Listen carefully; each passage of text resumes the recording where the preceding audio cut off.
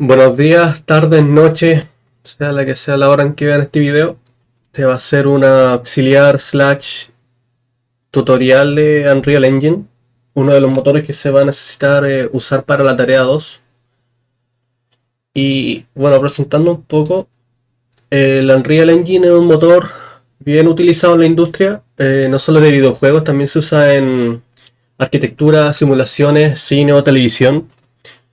Está pensado para juegos de calidad AAA, lo que lo hace igual demandante computacionalmente, pero igual está diseñado para que desarrolladores independientes puedan lograrlo sin tener un gran estudio.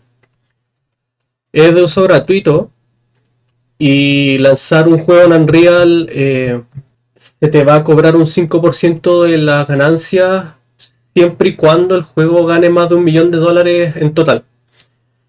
Grandes estudios igual han pasado de usar motores propietarios a usar el Unreal Engine, como el caso de CD Projekt Red con el nuevo Witcher y Electronic Arts.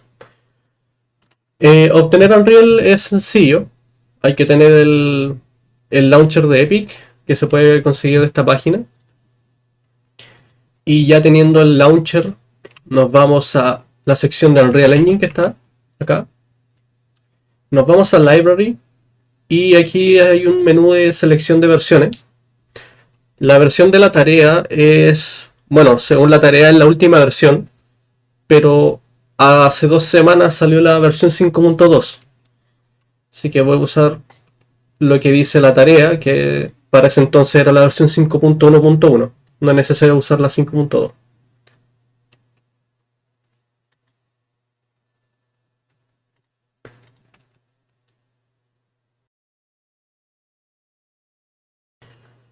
En este mismo launcher se pueden conseguir assets o plugins de Unreal en la tienda.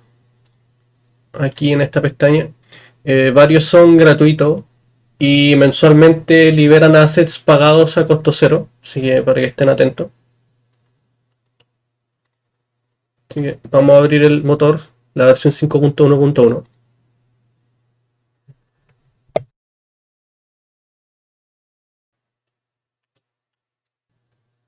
Para este auxiliar voy a desarrollar un clon ultra simplificado de Subway Surfers usando blueprints. Más adelante explico en detalle lo que son. La idea es presentar el motor con los conocimientos mínimos para realizar la tarea 2. Para empezar un proyecto hay que ir a la sección Games. Y aquí hay varios templates disponibles. Invito a que los vean todos a su tiempo. Son buenos puntos de partida para empezar a hacer cosas más complejas. Por ejemplo, Third Person y Top Down muestran el uso de un Skeletal Mesh y su animación en una clase Character.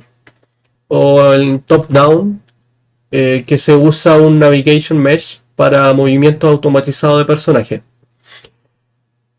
Para el auxiliar ahora voy a usar un proyecto sin templates. Aquí a la derecha hay opciones de si será un proyecto de solo blueprints o usando C++. Para esta tarea no es necesario usar C++, pero para la tarea siguiente sí. Así que voy a usar C++ ahora, ya que esta opción no se puede cambiar una vez creado el proyecto. Como vamos a lanzar el juego en Windows, el Target Platform se deja como está. La otra opción viene a ser Mobile. La casilla Starter Content le provee al proyecto assets básicos para empezar. No es necesario marcar la casilla, pero yo la voy a dejar puesta porque puedo usar los assets que vengan con el proyecto. Entonces le ponemos el nombre del proyecto.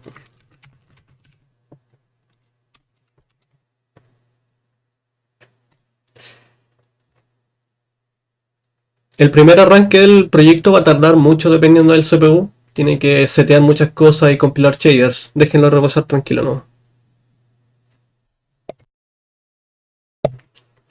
Bueno, como creé el proyecto usando C++, además de abrirme el editor, me abre Visual Studio. Y básicamente se compone de la solución de dos proyectos. El proyecto del motor como tal y el proyecto del juego. Y como no vamos a usar C++ por ahora, voy a cerrar Visual Studio y mostrar el editor. Bueno, este es el editor. Al centro se ve el viewport, que es donde se ve todo lo que es nivel y todos los objetos que están en él. Esta es la principal herramienta para el diseño de niveles. Los controles para navegar en el nivel son principalmente usar el mouse. Arrastrar con el botón derecho rota la cámara. Con el botón izquierdo avanzo en dirección forward. Y mantengo los dos botones del mouse y arrastro. Me muevo arriba y abajo, izquierda y derecha. También si mantengo el clic derecho y me muevo con WASD, me estoy moviendo en posición del mundo. También con la Q y la E subo y bajo. Son los controles básicos para moverse. En la pestaña de detalles me muestra las propiedades que tienen los objetos del mundo. Por ejemplo, en la luz direccional nos puede mostrar la rotación que tiene la luz y su incidencia en la iluminación.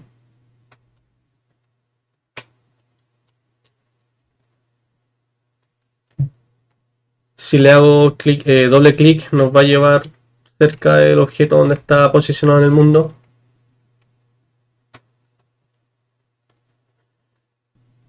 La pestaña Outliner nos muestra el grafo de escena con todos los objetos que están contenidos en el nivel. Y una que vamos a usar mucho es la Content Browser, el explorador de contenido. Y es donde están todos los archivos asociados al juego. Ya. Primero voy a crear un mapa nuevo. Y se crea una carpeta en este explorador de contenido con el nombre Maps. Entonces, clic derecho, New Folder, Maps. Entramos, clic derecho nuevo, Level, vamos a poner nombre Level 1.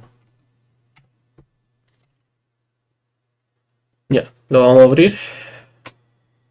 Don't save. Se está quejando, tengo que guardarlo. Guarda.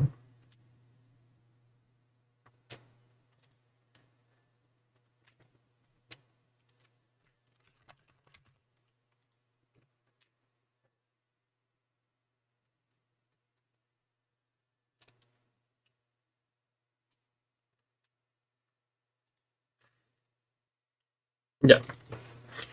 Ahora que estamos en el nivel 1, antes que nada vamos a Edit, Project Settings, Maps and Modes, y vamos a cambiar los default al nivel que creamos. Este es para cuando el primer mapa que se abre cuando iniciamos el editor, y este es el mapa por default del juego cuando iniciamos una partida. Esto se guarda solo, así que no es necesario guardar. No hay un botón de guardar para acá, así que lo dejamos así. Ya con el nivel creado, el nivel está vacío, así que lo primero que vamos es agregarle un terreno. Aquí arriba en el menú seleccionamos Landscape. Aquí están las propiedades del nuevo Landscape que se va a crear. ¿Qué material vamos a usar? Bueno, cualquiera sirve. Estos son materiales que están contenidos en el starter content que seleccionamos en el inicio. Vamos a usar este. Entonces, create. Y nos va a generar el landscape.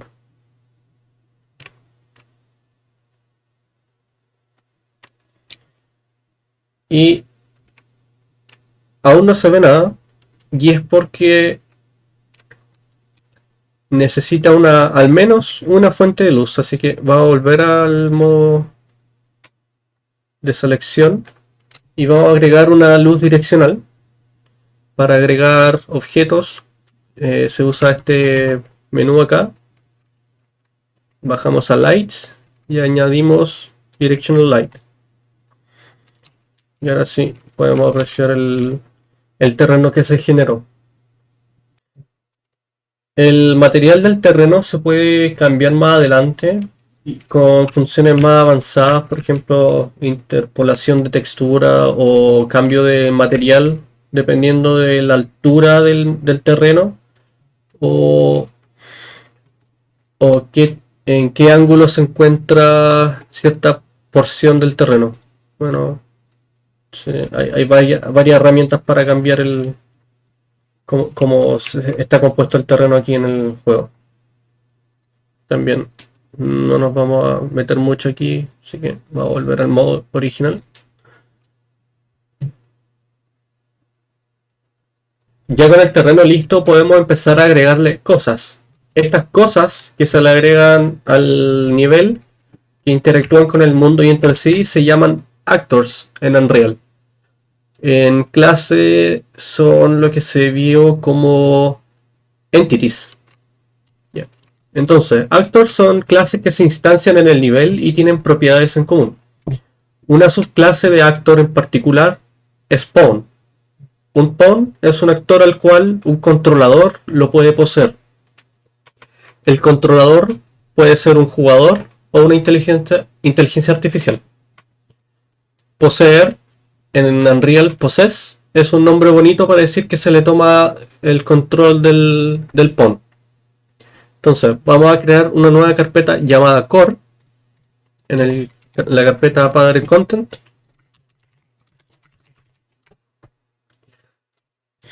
Y en core es donde vamos a guardar las clases blueprint del juego que tienen que ver con gameplay. Si bien se llaman blueprint class, estos no son clases de C++, son archivos binarios que contienen funcionalidades ya implementadas por Unreal y que se le pueden añadir otras funcionalidades especificadas por el desarrollador. Los blueprints pueden heredarse de clases de C++. Entonces, aquí adentro en la carpeta core agregamos otra carpeta llamada Surfer y adentro creamos un nuevo pawn seleccionando Blueprint Class y pawn. Aquí hay varias opciones para elegir, son las más comunes. Lo vamos a llamar BP-Surfer.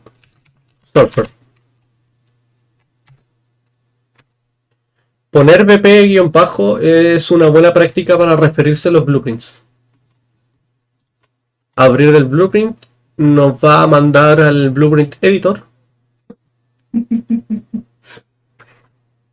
Y como nos indica el nombre, es para modificar esta clase que creamos. Voy a dockearla acá.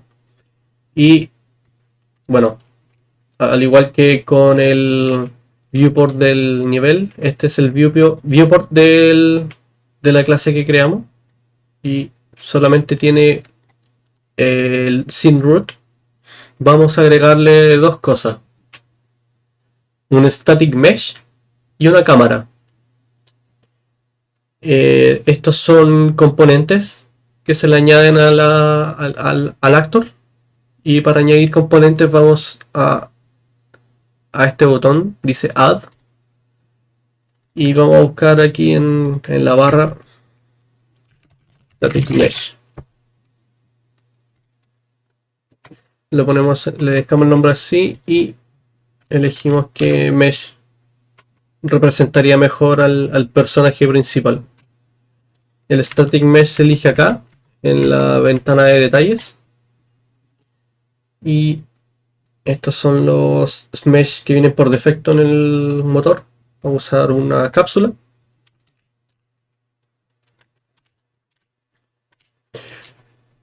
Para editar las transformaciones de la cápsula, lo seleccionamos y con las teclas W, E y R podemos editar su posición, su rotación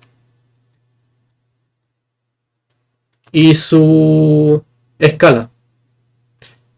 Estas propiedades también se pueden cambiar aquí arriba en este menú de arriba.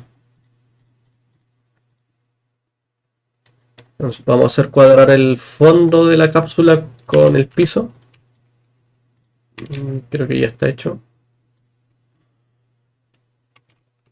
Y ahora le vamos a agregar una cámara.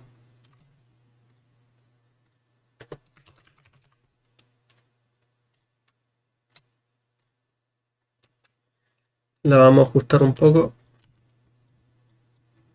para que siempre mire por detrás.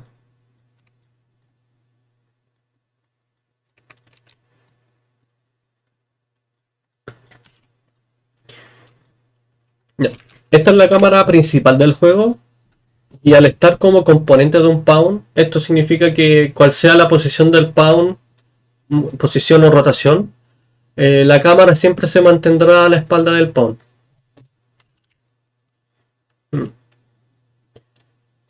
Entonces ahora que ya tenemos el surfer, probemos arrastrando y soltando el pawn en el mundo. Y aquí está.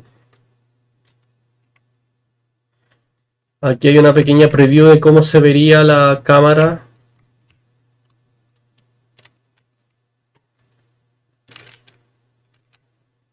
Y ahora, para probar el juego, está este menú y seleccionamos Play. Y no me está mostrando la cámara que está definida en el pawn. Esto es porque no tenemos definido un Game Mode.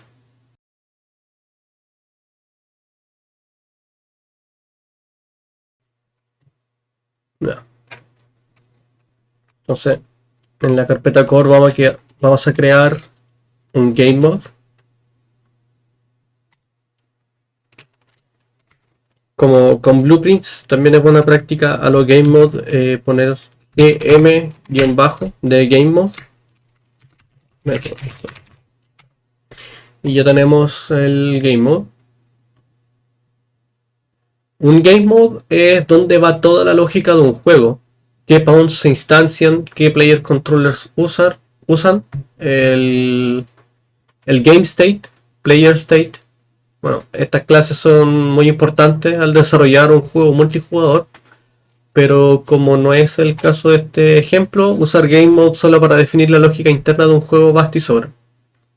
Solo tenemos que cambiar el default pawn clause por el VP Surfer que creamos.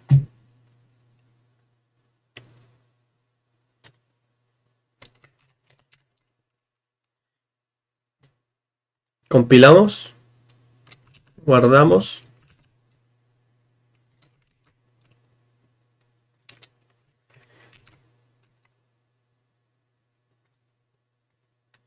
Y aún no pasa nada.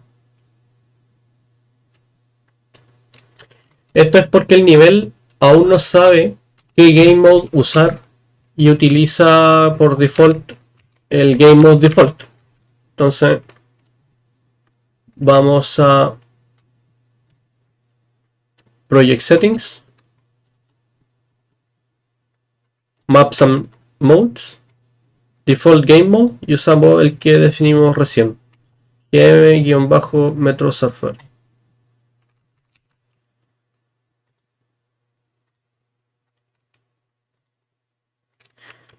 Y aquí hay un problema.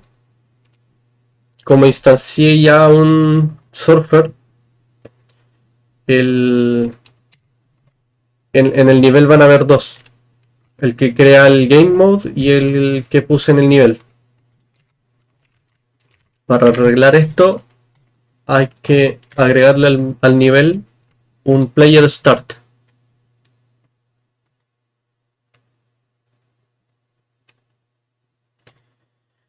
Player Start en la posición y rotación en donde parte el pawn que instancia el Game Mode.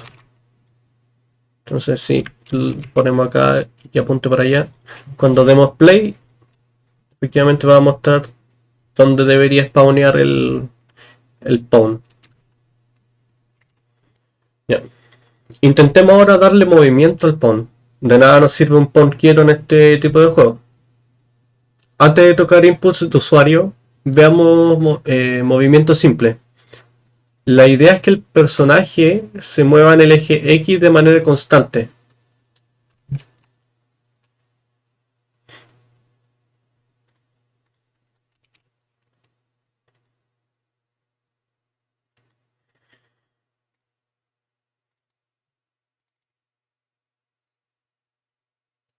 Vamos a usar Blueprint Visual Scripting para eso. Unreal no tiene un lenguaje de scripting como Godot o 3D.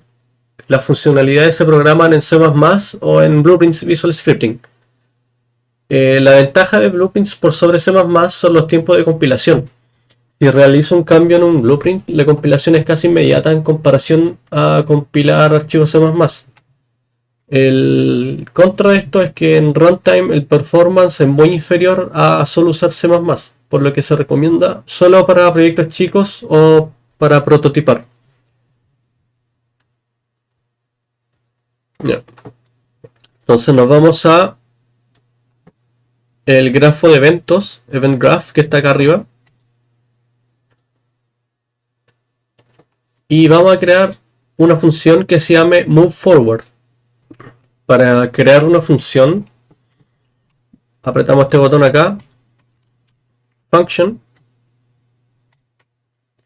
y le ponemos MoveForward.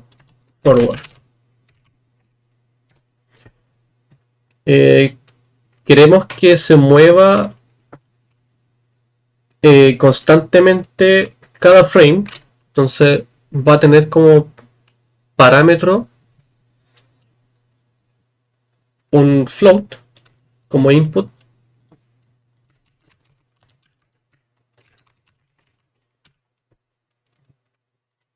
un float que se llame delta seconds, así. Delta seconds es el tiempo que tarda un frame en dibujarse, y esto sirve para corregir el tiempo que tarda un frame en renderizarse. Y así, importando el FPS del juego, el pound se moverá a un rate constante. Entonces, en el cuerpo de la función, vamos a llamar una función predefinida por el pound llamada getActorLocation. Hacemos clic derecho en el canvas acá y escribimos getActorLocation.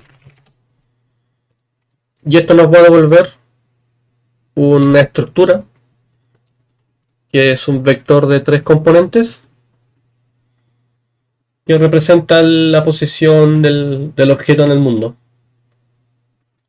Para saber qué componente es cuál, hacemos clic derecho en el pin y en Split Struct Pin.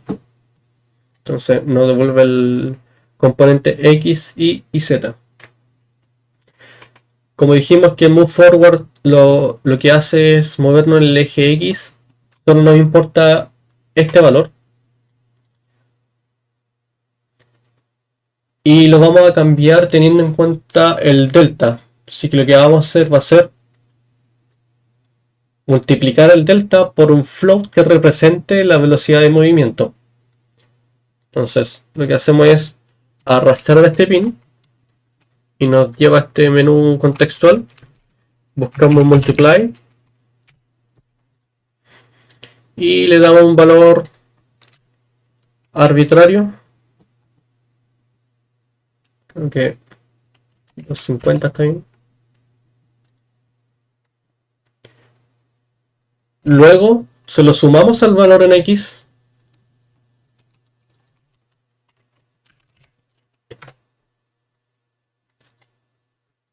Ups.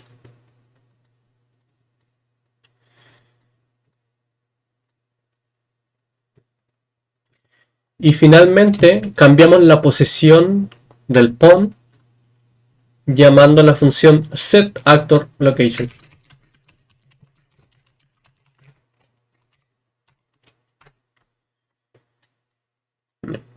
Este se llama un pin de ejecución y esto se llama inmediatamente después de llamar a la función inicial. Entonces la nueva posición va a ser esta. Como recibe un vector, vamos a hacer lo mismo que hicimos con el get, y es separarlo. Entonces en X va a recibir el nuevo valor y Z no van a cambiar, así que los dejamos tal cual. Ahora volvemos al event graph y llamamos a esta función en el evento tick. Este evento se llama cada frame por defecto.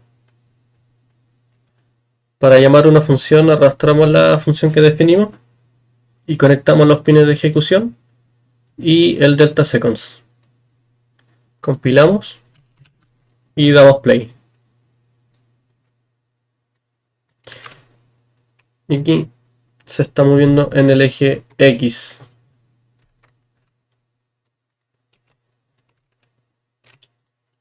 Voy a cambiar para dónde apunta la cámara.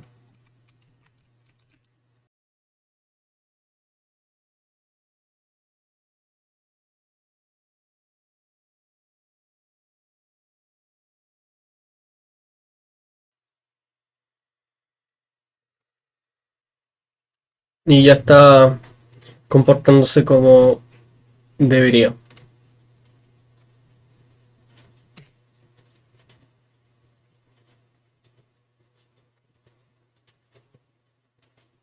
Podemos modificar aún más la clase de Surfer agregando una variable. Entonces nos vamos acá, agregamos una variable y le vamos a poner speed.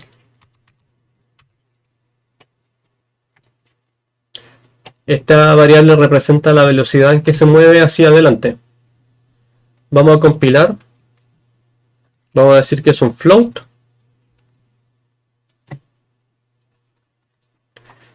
Y le damos un valor por defecto. 300. Está bien ahí.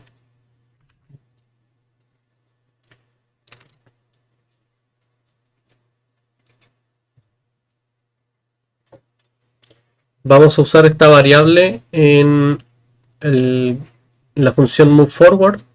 Y en vez de darle este valor hardcodeado acá, que sea parte de que se haga uso de la variable que creamos.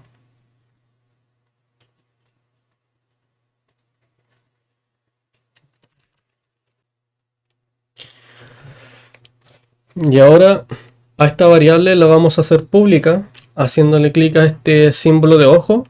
Esto significa que se puede acceder y cambiar esta variable desde afuera de esta clase. Y antes de pasar al input de usuario, vamos a hacer una pequeña recapitulación. Entonces, tenemos nuestro nivel. Tenemos el player start, que es donde spawnea el pawn que controla el usuario. Este pawn está definido en el game mode. Y el pawn es este que se definió, que tiene esta función moveForward, que en cada frame se mueve de manera constante a una velocidad variable speed. Y como esa función se llama en cada tick, y se le pasa el delta seconds que entrega este evento por default. Entonces, ahora vamos a agregar input de usuario. Vamos a crear una carpeta nueva, input, y bueno, la forma de hacer inputs en la versión 5.1 es a través de los enhanced input. Esto hasta la versión 5.0 era un plugin de Unreal, pero se volvió parte del core en 5.1.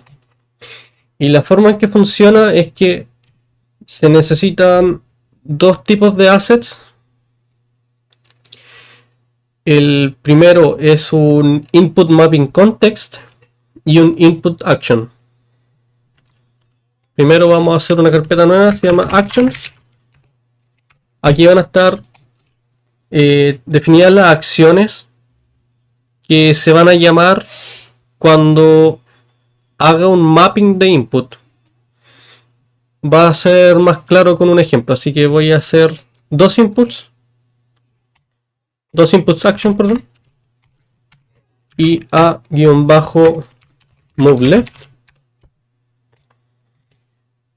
y como dice el nombre, este va a llamar, ojalá una función que se defina después, que mueva lo que yo quiera mover con algún input.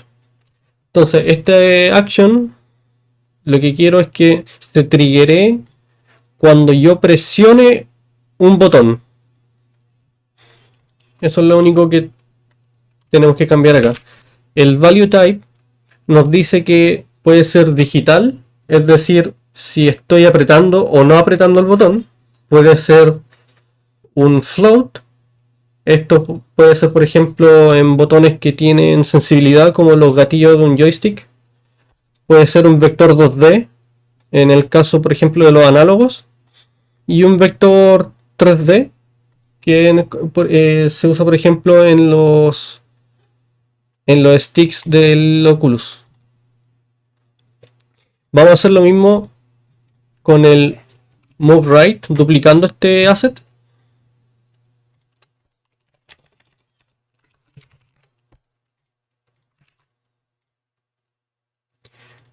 Y vamos a crear un input mapping context. Input mapping context guión bajo input mapping. Como dice el nombre, lo que hace es mapear botones, inputs, a las acciones. Entonces vamos a esta sección, vamos a agregar un mapping con las acciones que definimos. Están estas dos, move left y move right. Entonces quiero que el pawn se mueva a la izquierda, move left, cuando presione cierto botón. Si quiero, no sé, por ejemplo, voy a seleccionar este botón y me va a escuchar el teclado, y quiero que se mueva a la izquierda cuando presione la letra A. Listo. El trigger no lo tengo que tocar porque esto ya está implementado en la acción. Aquí puedo agregarle más inputs. Por ejemplo, quiero que también se mueva a la izquierda cuando presione la flecha de la izquierda. Y con eso nos bastaría para mover a la izquierda. Vamos a hacer lo mismo pero con move right. Quiero que se mueva cuando presiona la letra D. Y también quiero que se mueva cuando presiono la flecha a la derecha. Vamos a guardar.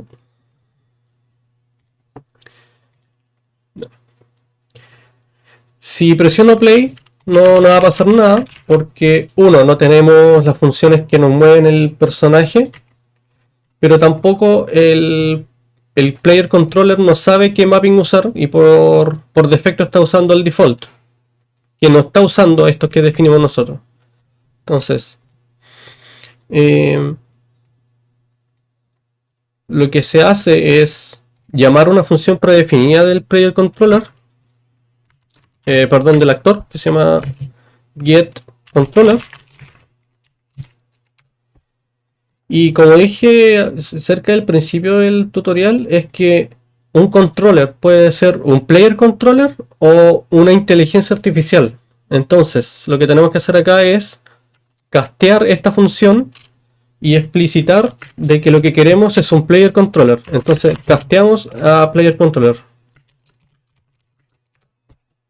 Unimos los pines de ejecución.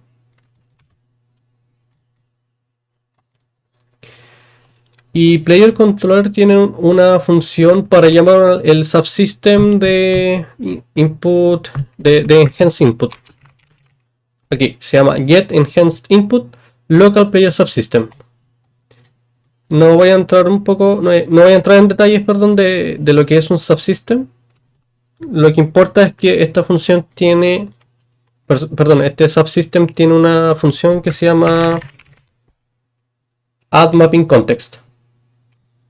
Entonces unimos la ejecución y aquí en el mapping context seleccionamos el mapping context que creamos.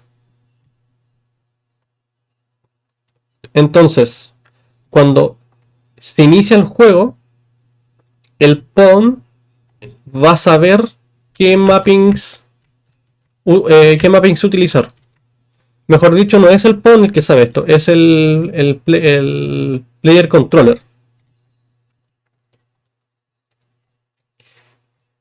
De nuevo, si hago play, no va a pasar nada. Si presiono las teclas A y D, no pasa nada, porque no hay ninguna función que me diga qué hacer con esas teclas. Así que vamos a hacer otra función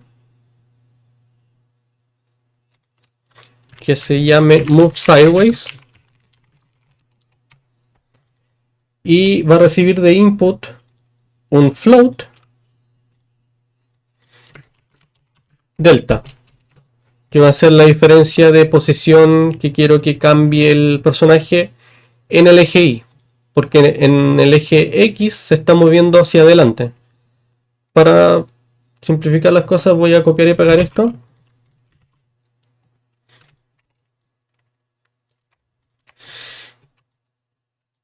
Entonces voy a tomar la posición actual del actor y en vez de sumarle a X se la voy a sumar a Y. El delta se va a sumar con Y y me va a cambiar la posición Y. Y el X se va a mantener como está porque lo está moviendo el juego.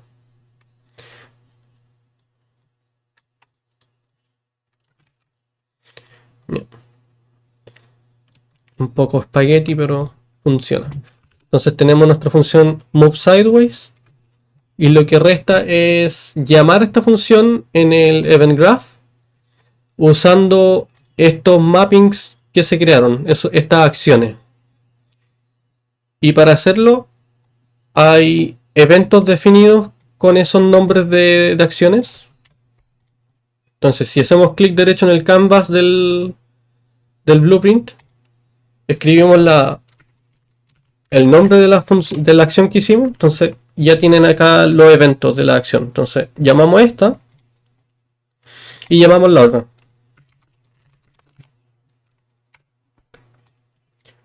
Entonces, como dijimos que el trigger es cuando presiono el botón, lo que vamos a hacer es llamar la función que definimos, move sideways, y que cuando me mueva a la izquierda, quiero que se mueva menos 100 en el eje Y. Quiero que se mueva que se mueva 100 en el otro caso. Compilamos, guardamos, vamos a probar.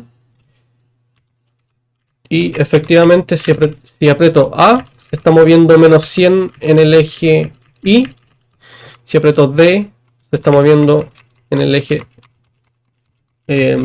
más 100 en el eje Y. Si uso los botones de flechita, también funciona.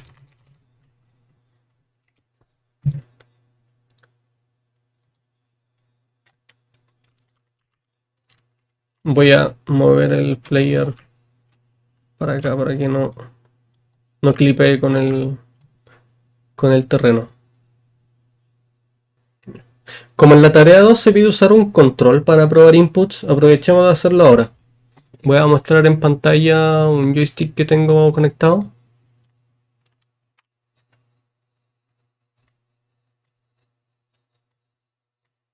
Bien.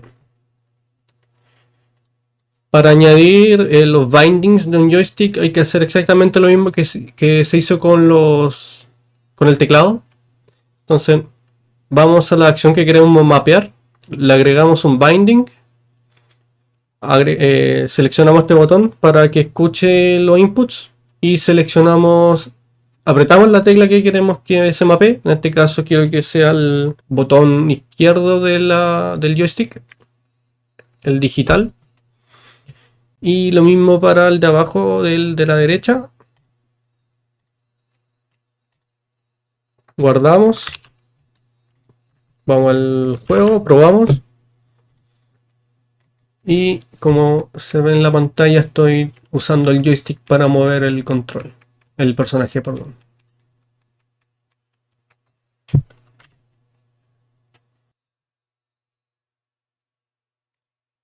Siguiendo con el diseño del juego, vamos a implementar una moneda que al pasar por encima aumenta un contador de puntos y se destruya. Entonces, vamos a Core, creamos una nueva carpeta, Coin, creamos un nuevo blueprint, en este caso un actor. No nos sirve Pawn porque no queremos tomar control de la moneda, simplemente queremos que exista en el mundo e interactúe con el Pawn que creamos. Entonces va a ser un actor, va a llamar BP de blueprint coin, la abrimos y lo primero que vamos a hacer es agregarle un static mesh.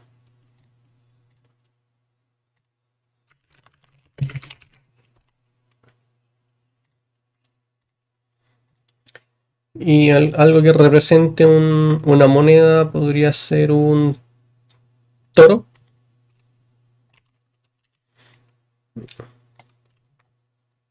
Vamos a rotarlo un poco.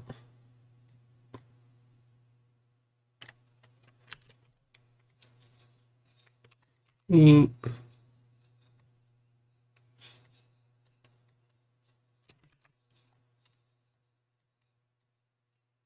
ya. Una moneda tipo Sonic. En el Event Graph podemos hacer un script de animación que haga que la moneda gire en cada frame. Entonces, parecido a lo que se hizo con la posición del surfer, vamos a llamar a get actor rotation. Este struct no es un vector, es un rotator, que es algo parecido. También tiene tres componentes: rotación en el eje X, en el eje Y y en el eje Z. Lo que quiero ahora es que rote en el eje Z, entonces solo nos interesa esta componente. A esta componente le vamos a sumar los delta seconds multiplicados por una constante, al igual que como hicimos con el pawn. Entonces tomamos este delta seconds, lo vamos a multiplicar por una constante y se la vamos a sumar a la rotación en Z. Entonces, al igual que getActorRotation, vamos a setearlo.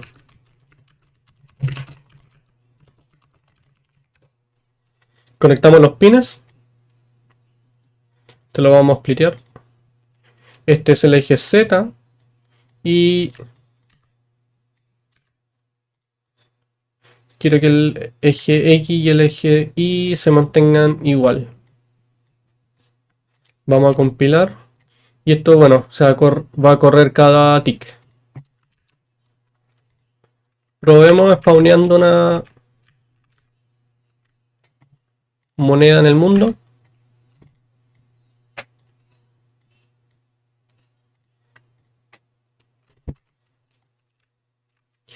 Si queremos ver cómo se comporta sin jugar el juego, podemos ir a este menú y seleccionar Simulate. Entonces ahí vemos que está rotando en su eje Y, perdón, Z.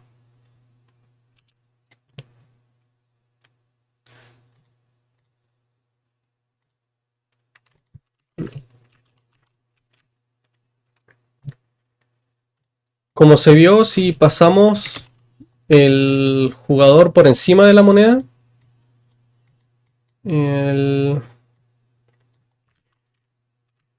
no va a pasar nada.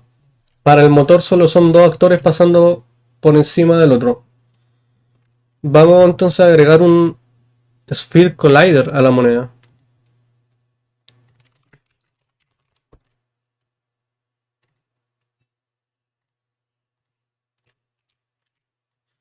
Vamos a centrar la moneda, vamos a hacerla un poco más grande porque no se veía mucho en el juego.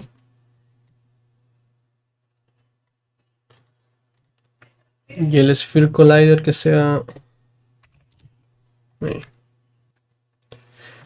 En detalles del Sphere nos vamos al final y aquí hay varios eventos que están sin definir. El que nos interesa es este, On Component Baking Overlap.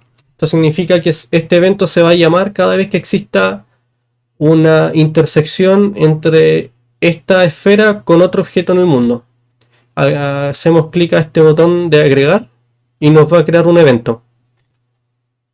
Sacamos de Other Actor un pin y lo casteamos al actor que queremos que reaccione la moneda. En este caso sería el surfer. Vamos a llamar a un macro isValid.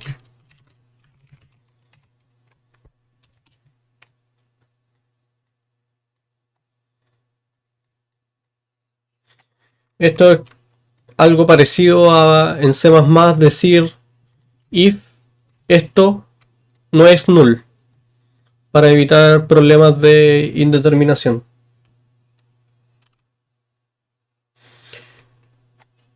Por ahora vamos a imprimir en pantalla cada vez que el surfer pasa por encima de la moneda. Compilar, guardar, vamos al nivel. Y efectivamente arriba sale el print cuando paso por encima. Voy a poner más monedas para que los ejemplos sean más explícitos.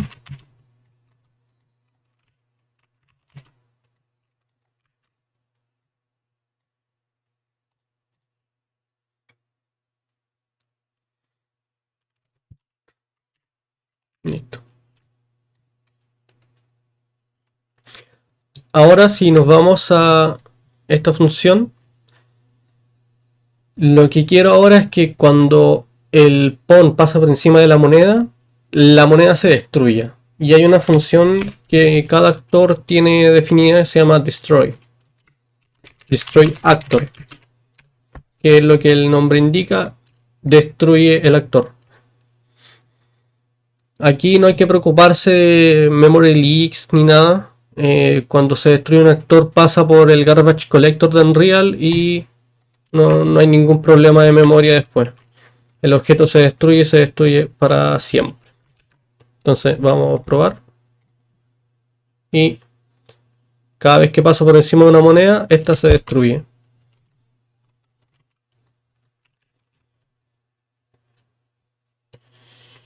Para seguir con el ejemplo de colisiones, vamos a crear otro objeto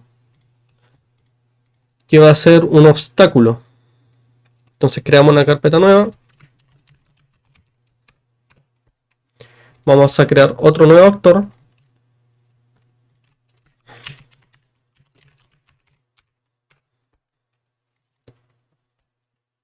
Al igual que con la moneda, vamos a añadirle un static mesh.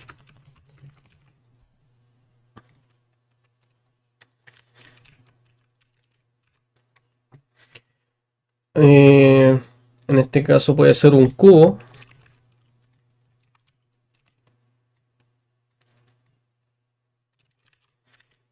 Y igual que con la moneda, vamos a añadirle un collider, pero en este caso un collider de tipo box. Vamos a hacer que calce con el mesh.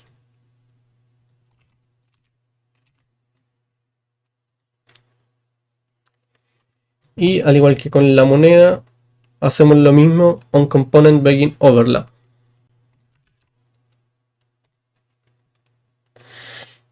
Antes de seguir, vamos al blueprint de Surfer.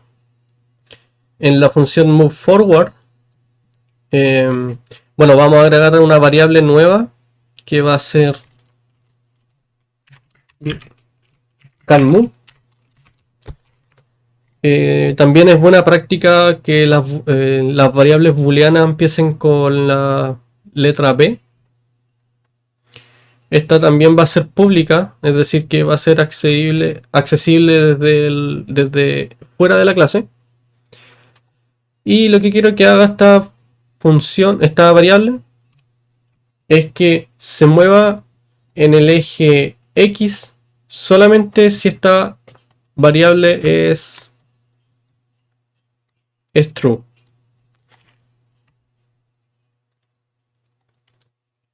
Lo que vamos a hacer aquí va a ser un select.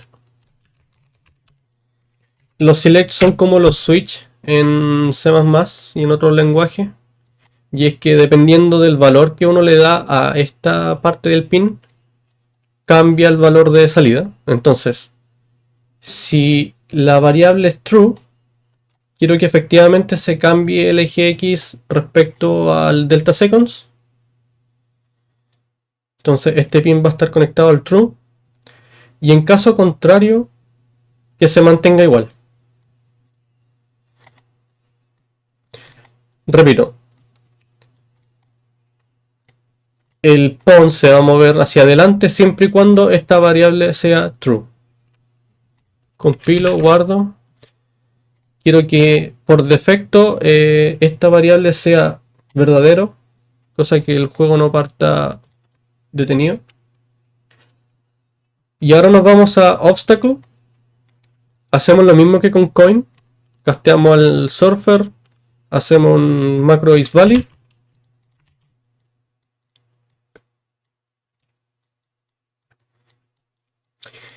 Y en vez de que se elimine el obstáculo, quiero que al surfer le cambie el valor de la variable canMove. En vez de llamar al get, vamos a ponerle set. Entonces, ¿qué pasa cuando pawn choca con un obstáculo? No quiero que se mueva. O sea, entonces el canMove va a ser falso. Compilamos. Vamos a arrastrar un obstáculo antes de llegar a alguna moneda.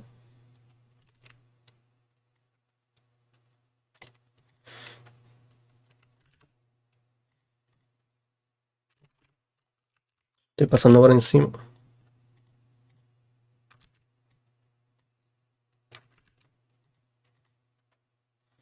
Y como se puede ver, cuando toca el obstáculo ya no puede seguir avanzando.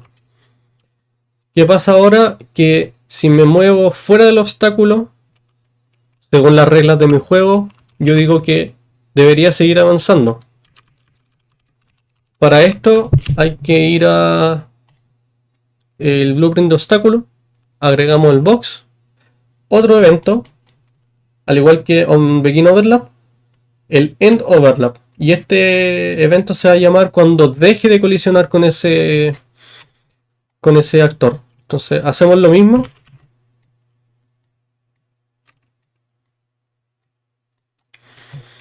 Pero esta vez que me permita moverme.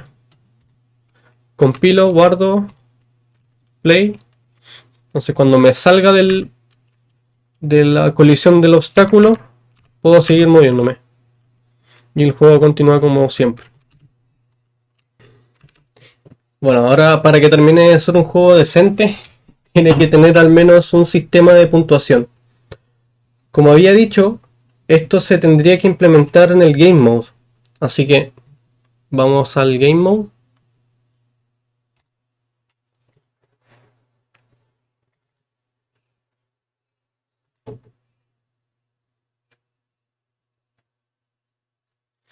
Agregamos una variable llamada score.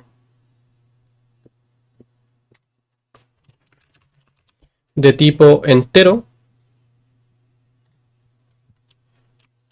y hacemos una función que reciba un punto nuevo y nos actualice la puntuación. Entonces agregamos una función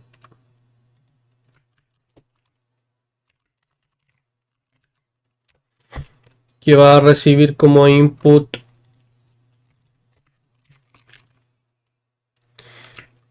new points. También va a ser del tipo entero. Y lo único que va a hacer esto es sumárselo al score. Entonces, tomamos el score actual, lo sumamos y lo seteamos. Compilamos, guardamos. Para verificar que esto está funcionando como debería, vamos a imprimir en pantalla cada vez que se agregan puntos.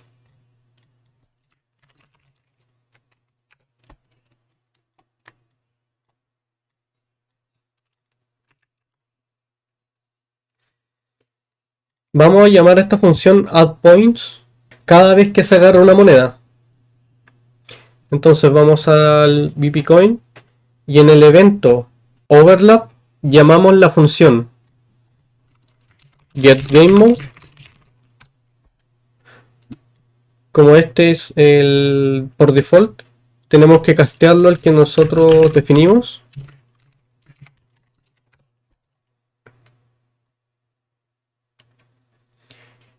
Y llamamos a la función addPoint.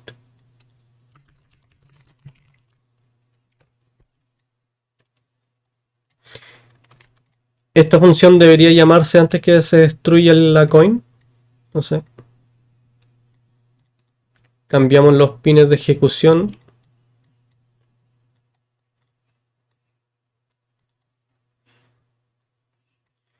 Y aquí vemos qué cantidad de puntos queremos añadirle al score. Compilamos, guardamos y probamos. Y aquí, como se puede ver arriba, se están imprimiendo la cantidad de puntos que se añadieron.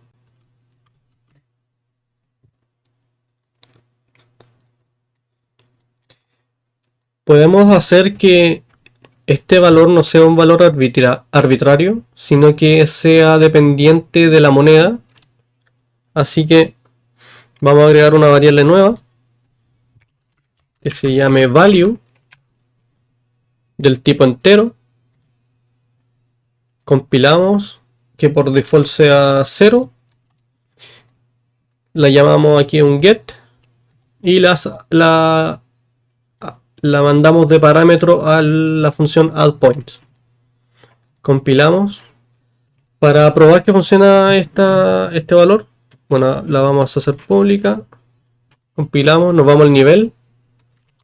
Quiero que esta moneda valga 1, que esta moneda valga 2 y que esta otra moneda valga 3. Entonces, ¿qué nos dice esto? Es que cuando pase por encima de todas las monedas, el score total debería ser 6. Y como se puede ver arriba, el valor del score es 6. Para hacer el juego un poco más bonito, podemos distinguir el valor de las monedas en el juego a través de el color de una luz puntual que se le puede agregar al blueprint de la moneda. Para hacerlo nos vamos a la moneda, add point light,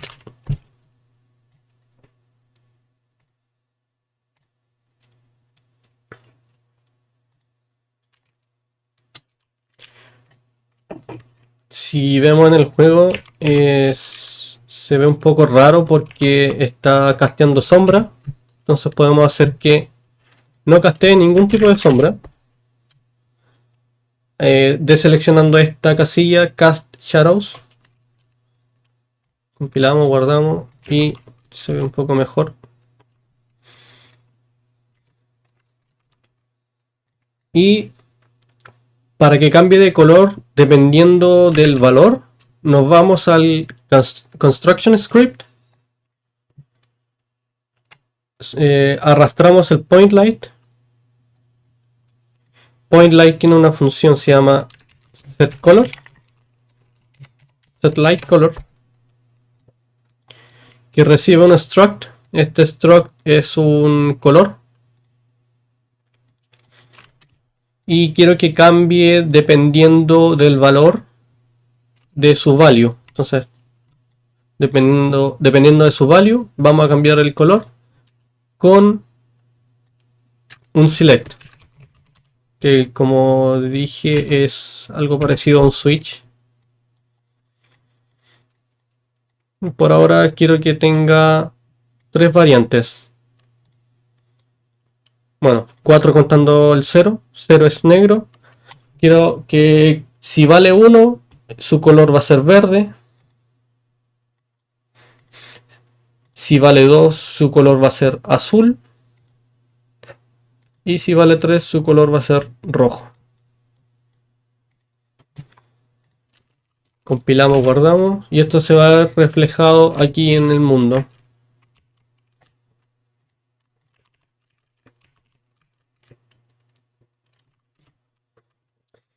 Para terminar el juego, falta una condición de término.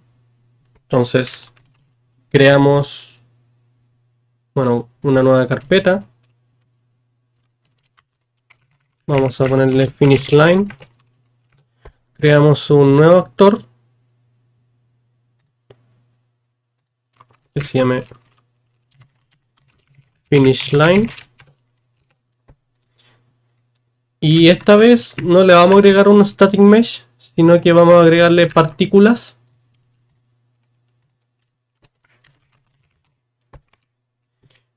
Cascade es el sistema de partículas antiguo que usa Unreal. Niagara es la más actual, la más bonita, por decirlo así. Pero ya con el starter pack que venía con el proyecto tenemos acceso a unas partículas que vienen definidas, así que vamos a usar Cascade. Vamos a ponerla un poco más arriba del suelo. Y en Particles Template vamos a seleccionar alguna partícula que nos indique que estamos llegando al final del juego. Podría ser humo. Vamos a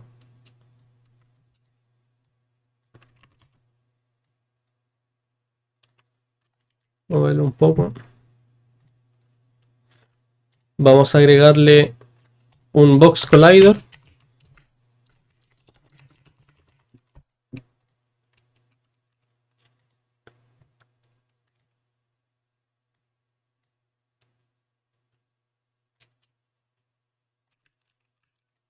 Chuta. Ya.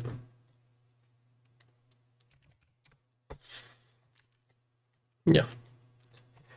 Y lo de siempre, Begin Overlap.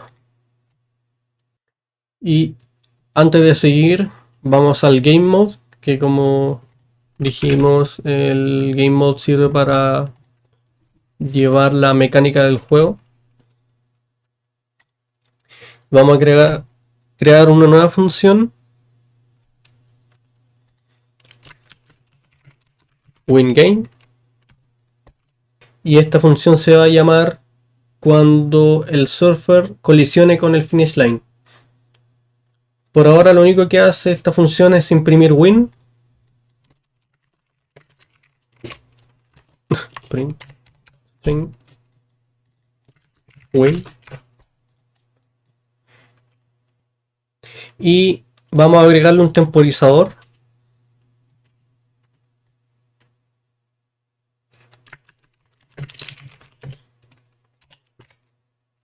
Y este temporizador va a llamar una función. Esta función se llama setTimer by function name. Básicamente lo que hace es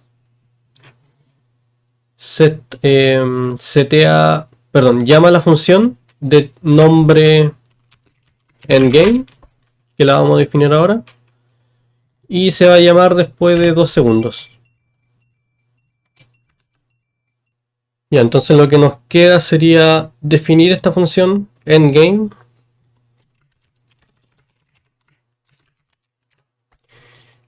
Y lo único que hace es llamar a una función predefinida, se llama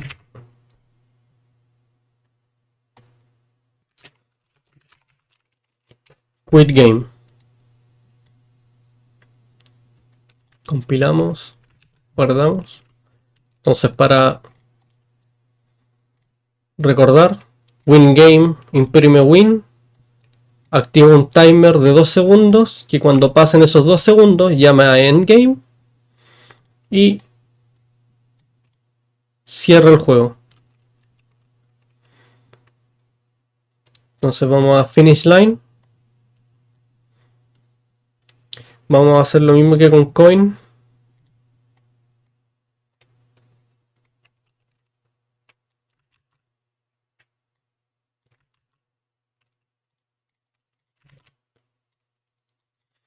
Vamos a castearlo al software cuando pase por encima. Vamos a llamar al getGameMode, al GameMode del Metro Surfer, y llamamos a esa función winGame.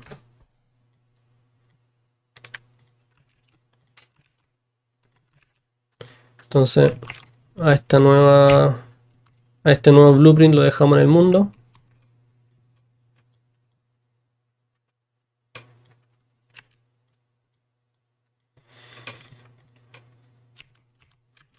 Entonces juntamos las monedas y vamos a llegar al final.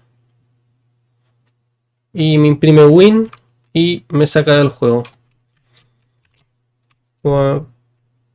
Podríamos hacer que en el finish line el, el surfer deje de moverse, igual que con el obstáculo.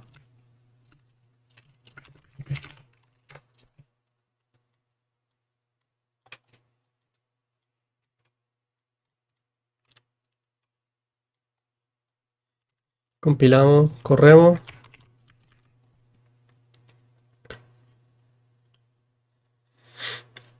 Y después de 2 segundos se cierra.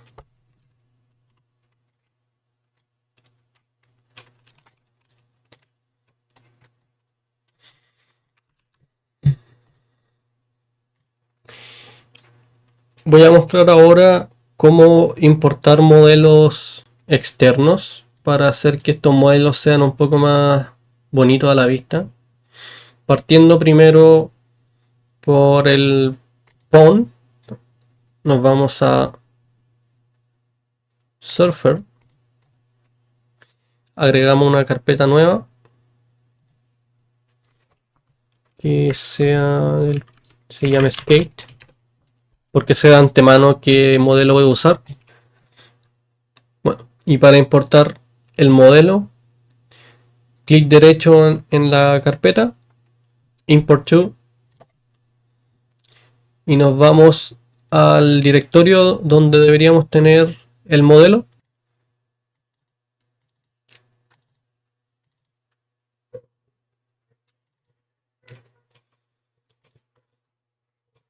Y este modelo es del tipo OBJ. Open. Lo dejamos todo en default. Importar. Y aquí están los archivos que importamos. Nos vamos al blueprint de Surfer. En el static mesh, ya no quiero que sea una cápsula. Quiero que sea el modelo que importé, que está acá. Vamos a configurarlo para que quepa bien en el collider. Este candado significa que si está cerrado, cualquier cambio que haga en una componente va a afectar a las demás.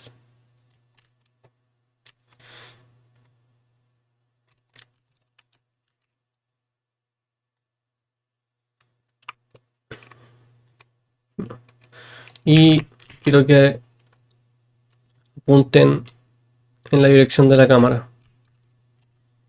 Compilamos, guardamos y probamos que funciona. Y tenemos patines. Están un poco por encima del suelo, así que los voy a bajar un poco. Listo.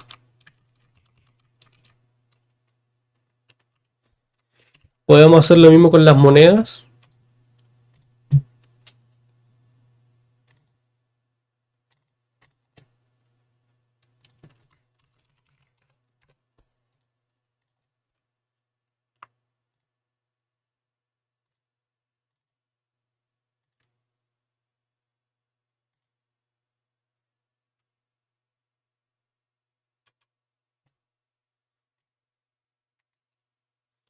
Entonces nos vamos al coin y en el static mesh seleccionamos el mesh que importamos.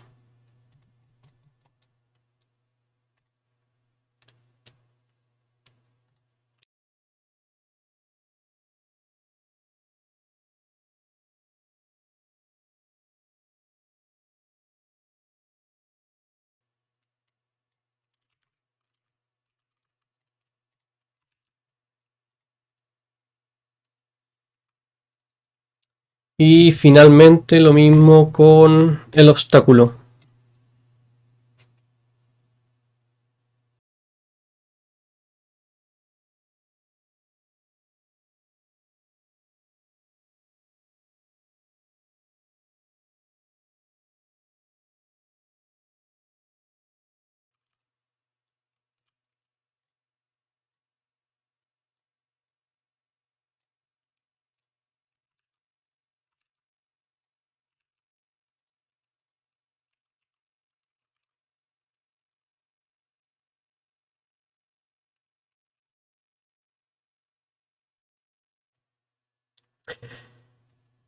Para ir finalizando, vamos a implementar audio de forma de sonido de ambiente y sonido de efectos especiales. Para eso nos vamos a la pestaña, carpeta, perdón, de contenido. Creamos una carpeta audio.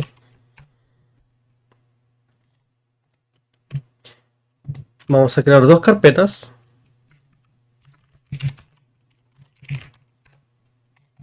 De background y sound effects, de efectos de sonido. En background vamos a crear un asset en sounds, un sound cue. Básicamente es un asset que representa el comportamiento de un audio en el mundo. Entonces ponemos background music -cue. Lo abrimos. Y este representa el output. Si hacemos doble clic no suena nada. Y es porque el input está vacío. Así que lo que vamos a hacer va a ser un wave player. Que es la entrada de sonido sampleado. Puede ser un archivo mp3.wav. Y estos archivos son los que vienen en el starter pack. Así que debe haber uno que sea de tipo música. Si le hacemos doble clic va a sonar el preview.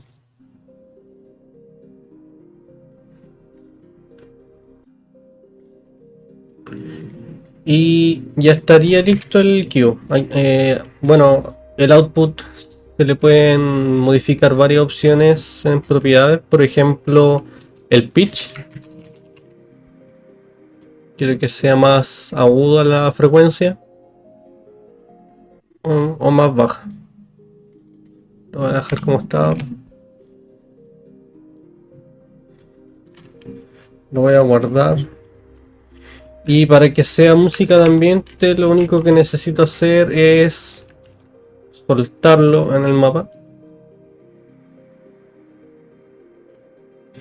Y cuando le dé play, va a estar en el fondo.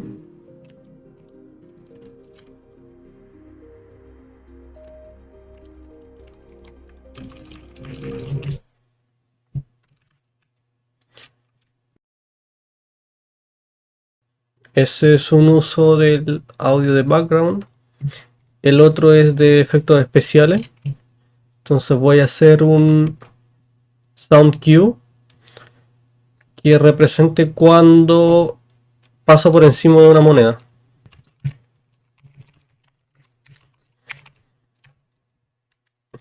Entonces, al igual que con el sonido de ambiente, voy a elegir un archivo.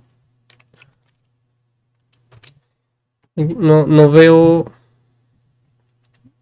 Ya hagamos que cuando selecciono una moneda explote.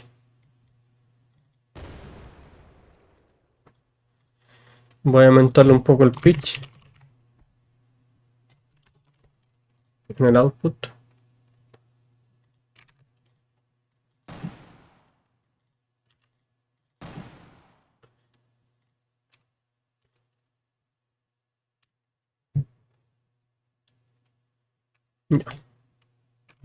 Lo guardo y esta vez lo que se hace es, como quiero que este sonido suene cuando paso por la moneda, voy al blueprint de la moneda y en el evento de que paso por encima, después de, por ejemplo, añadir puntos y antes de destruir actor, voy a llamar una función predefinida que se llama playSound 2D. La diferencia de estos dos es que 2D es solamente de cliente y no tiene efectos espaciales. Play Sound at Location requiere como input una posición en el mundo para que simule sonido proveniente de esa posición. Pero si llamo a Play Sound 2D, esto como sale aquí en este icono significa que solamente se, mm, se reproduce solamente en el cliente.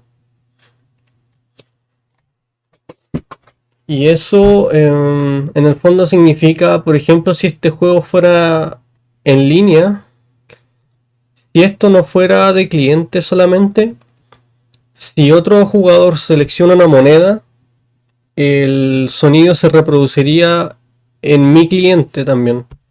Entonces, si hay 5 jugadores recogiendo monedas, va a haber un problema de muchos sonidos tocándose al mismo tiempo y no es algo que queremos. Entonces, estos tipos de sonidos están especializados específicamente para sonidos de UI. Entonces, aquí seleccionamos el cue que creamos, que era collect. Entonces, compilamos, damos play y cada vez que pasamos por alguna moneda debería sonar el sonido.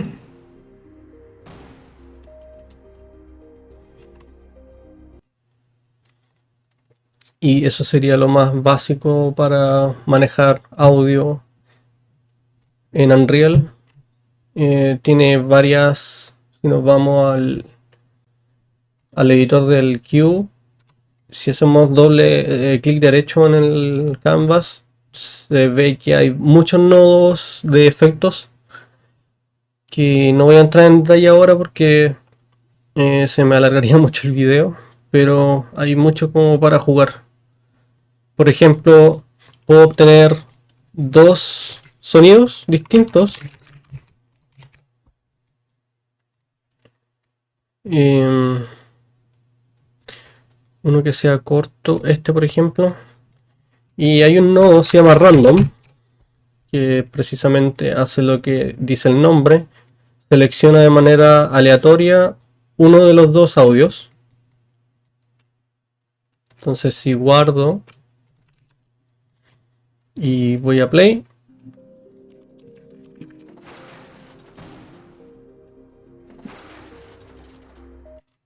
los sonidos se reproducen de manera aleatoria. Para finalizar el proyecto, vamos a empaquetar el juego. Empaquetar hace que el motor tome el contenido y código del juego y lo almacene en un formato que la plataforma objetivo pueda correr de manera nativa y eficiente. Para empaquetar el juego, vamos a Project Settings, nos vamos a Packaging. En Build Configuration tenemos las configuraciones de empaquetado. Vamos a usar Shipping. Full Rebuild lo dejamos vacío. Y en Supported Platforms vamos a seleccionar solamente Windows.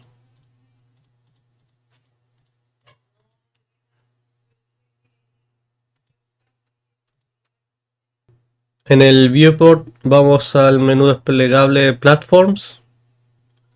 Nos vamos al Windows y Package Project. Elegimos el directorio donde vamos a guardar el juego.